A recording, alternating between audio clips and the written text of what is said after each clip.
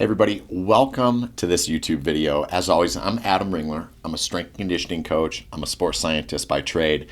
And today I want to talk about a piece of technology that's really been helping us diagnose, better understand, and learn what interventions we might need to make for the basketball athlete. So that's the conversation I wanted to have today. So I'm going to start with this quick little thought experiment. What happens when a basketball athlete shuffles hard or cuts off a drive and your groin doesn't fire right, or your hip can't hold its line under pressure, right? Think about sort of the mechanisms biomechanically of what may occur if those two things happen. The best case, it's a stumble. They trip over their own feet, they fall on the basketball court, and it's on ESPN, it's a mockery of itself. But the worst case, maybe a strain, or it could be something that actually lingers for weeks and maybe even longer. So basketball, and you know this, right? Basketball doesn't move just simply in straight lines. It's lateral, it's reactive, it's unpredictable. And hips, they're not just the engine, but they control the entire center of the human body. So the hip adductors, think your glute med, your TFL, they help stabilize during movements. They keep the pelvis level. They make sure the knees track properly. The ankle has a chance to stabilize. And force transfers through the entire chain. And then there's your adductors. That's your groin, right? These guys don't nearly get the love that they probably deserve, but they're working overtime, especially when you're changing directions. You're planting wide or you're recovering from maybe a defensive slide, something like that. You're playing defense, you're driving your opponents to the sideline. If those two systems, your abductors and your adductors, aren't balanced or strong enough, you're setting an athlete up for issues down the road. Whether it's overuse pain, groin strains, hip impingement symptoms, or just feeling off during lateral movements. What if there was a way that we could better understand your adductors and your abductors? Now, I've seen a lot of manual strength tests. I've even done them in the past, right? Back before I had some of the technologies that I have here, right? I've done more like squeeze this pad between your knees assessments. Are there pain? Is there not, right? Than I probably care to admit. But the problem with manual testing is it's inconsistent.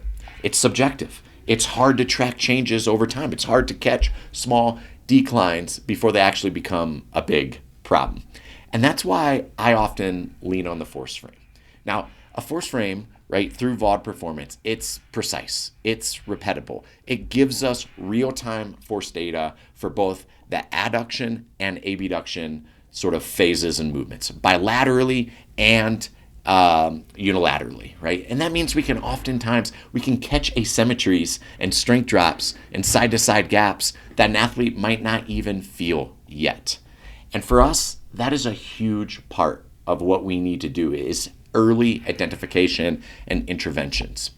So the hip AB to adduction test is simple to run. It takes just a couple minutes. And what we get is oftentimes really high quality insights that can directly shape the programming that we do.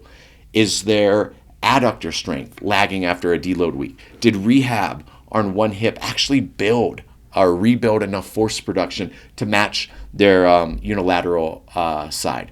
Are they ready to return to full practice? Or does the test say, you know what, coach, hold up, take some time and get that thing stronger? And that's where something like the ForceFrame actually comes in. Now, I want to tell you why this actually matters in women's basketball. Yes, it matters in other sports. Yes, it matters in men's basketball. But specifically for women's basketball, I think it's really critical. So let's put it in that perspective. Let's put the bow tie on it with the women's basketball game. The female pelvis is differently structured, right? Wider Q angles, a greater risk for medial collapse through the knee, and then you add in hormonal considerations and changes through an athlete's menstrual cycle, and we're looking at a unique set of movement and recovery dynamics that most training programs are still figuring out how to manage, right?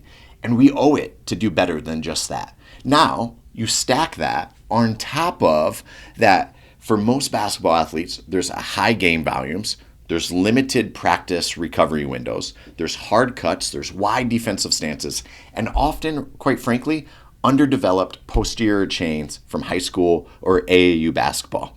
And then you got into an environment where the hip and groin health has to be monitored. It just has to be.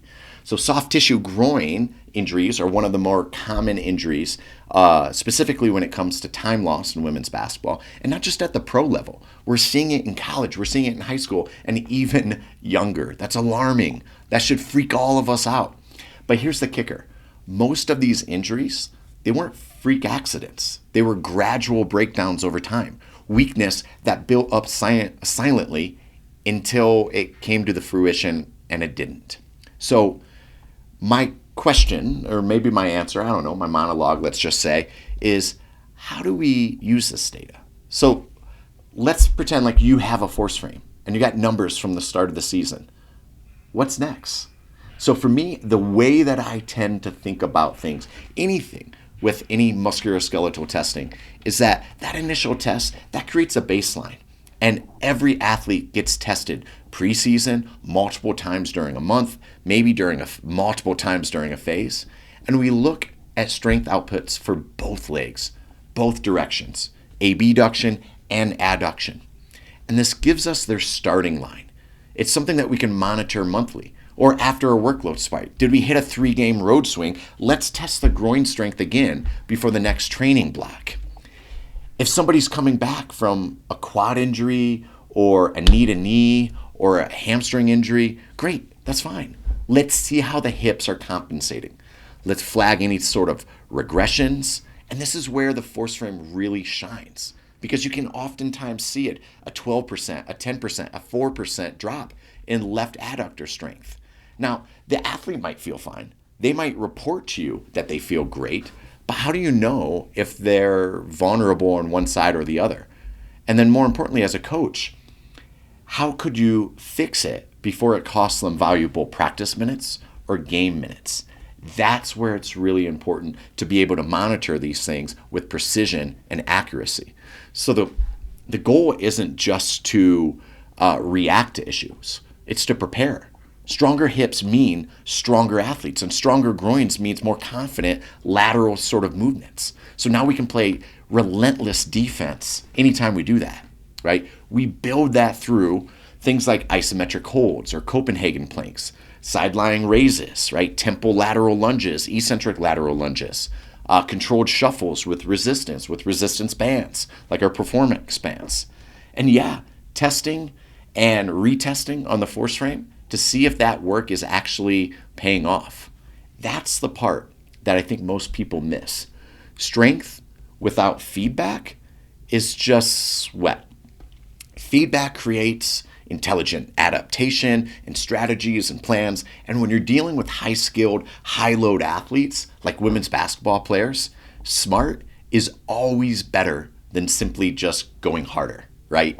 So yeah, hips and groins may not be the most glamorous muscle region. They're not the ACL that we all talk about as coaches, but they're honestly the glue that holds everything together. And if we're serious about keeping athletes on the floor, moving well, and feeling strong in their lateral defensive game, this kind of testing really matters. The force frame gives us clarity, gives us precision, it gives us accuracy. There's no guessing, there's no assumptions, just numbers that helps us train with great intention. Now, if you're already using the force frame, much like I talked about in my Nordboard video, I'd love to hear how you're applying the data. And if you're not yet, that's fine, right? Maybe this video is the nudge to get you to start doing some of those things. If you are using it, share with me maybe how you're using that test. What other tests are you using for women's basketball? And let's help make the game of women's basketball stronger, better, safer, but also at a higher level and elevate the game. Thanks for watching. I'll see you next time.